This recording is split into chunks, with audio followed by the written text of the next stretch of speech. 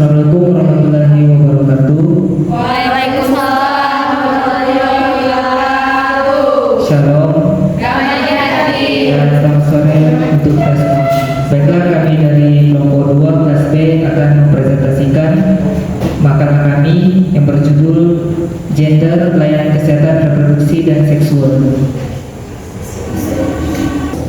Baiklah, di sini kami akan menjelaskan ada 4 topik. Yang pertama, apa isu gender pada usia dewasa terhadap pelajar mahasiswa di Surabaya. Yang kedua, bagaimana pelajar di kota Surabaya sudah berpikir gender. Ketiga, apakah pendapat atau pandangan pelajar terhadap isu gender pada usia dewasa. Dan yang terakhir, bagaimana harapan mahasiswa kota Surabaya terhadap gender.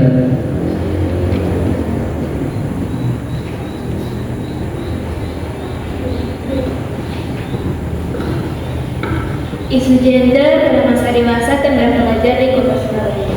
Ini mencakup harapan untuk kesetaraan gender melalui edukasi, sosialisasi, dan kesadaran akan konstruksi sosial gender yang berorientasi pada pengurus utama gender.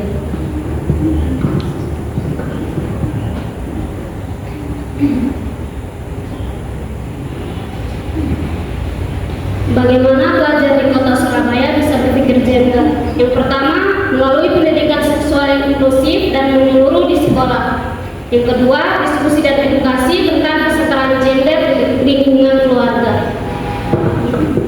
Yang ketiga, serta partisipasi dalam kegiatan sosial yang memperkuat kesadaran konsentrasi sosial gender. Dan yang seterusnya, pendapat atau pandangan pelajar terhadap isu gender pada dewasa. Beberapa pelajar mungkin mendukung kesetaraan gender dan mengharapkan adanya perubahan dalam konstruksi sosial yang berorientasi pada pengurusutamaan gender.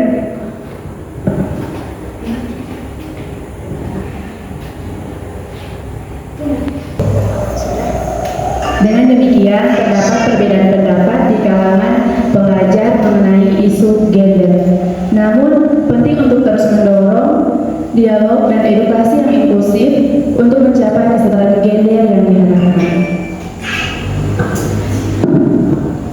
Selanjutnya, harapan mahasiswa kota Surabaya terhadap isu gender pada masa dewasa atau kesetaraan gender. Yang pertama ada edukasi, kedua sosialisasi, dan yang terakhir kesadaran akan konstruksi sosial yang berorientasi pada pengurusutamaan gender. Baik, jadi kesimpulan yang dapat kami simpulkan bahwa mahasiswa yang ada di kota Surabaya mengalami prasangka ketidaksetaraan dan diskriminasi gender dalam kehidupan sehari-hari.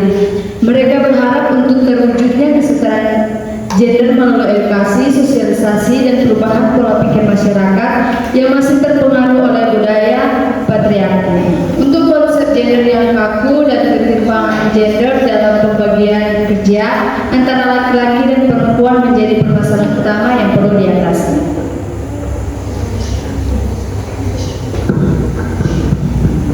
Baiklah, sekian dari hasil presentasi kami. Jika ada yang ingin bertanya, dipersilakan minimal 2 pertanyaan. Baik, terima kasih telah memberikan dari kelompok 1 ingin bertanya. Pertanyaannya, apakah kesetaraan gender di tempat kuliah merupakan isu yang penting bagi mahasiswa dewasa dan bagaimana mereka mengatasinya? Terima kasih untuk kesempatan. Pertanyaan dari kelompok 3, bagaimana pendidikan tentang isu-isu gender berkontribusi pada perkembangan mahasiswa selama masa dewasa mereka? Baiklah, di sini kami akan langsung jawab pertanyaan dari teman-teman. Baik, kami akan menjawab pertanyaan dari kelompoknya Tesalonика, kelompok 1.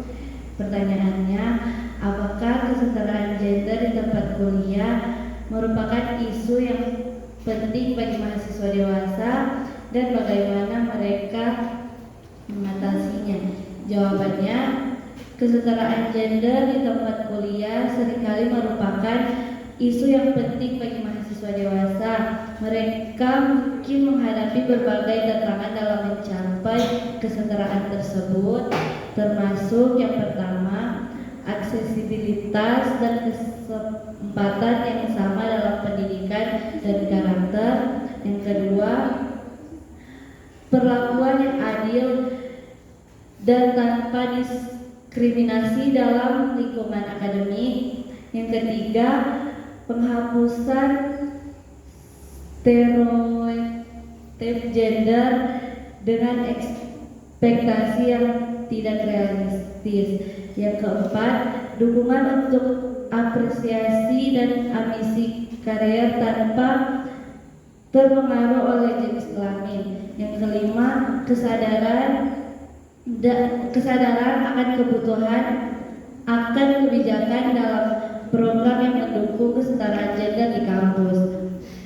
Mahasiswa dewasa dapat mengatasi isu-isu tersebut dengan berbagai cara, termasuk yang pertama, aktivisme dan advokasi untuk perubahan kebijakan yang mendukung kesetaraan gender. Yang kedua, mendukung organisasi atau program yang mempromosikan inklusi dan kesetaraan gender di kampus.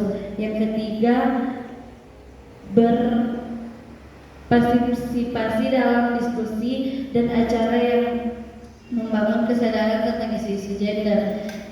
Yang keempat, membangun jaringan dukungan dan saling mendukung antara mahasiswa untuk mengatasi hambatan-hambatan yang terkait dengan kesetaraan gender. Yang kelima, melibatkan diri di dalam penelitian atau proyek yang berkaitan dengan isu-isu gender di lingkungan akademik. Demikian jawaban dari kelompok kami. Apakah sudah puas dengan jawabannya? Baik, kami akan menjawab pertanyaan dari Lucy kelompok 3.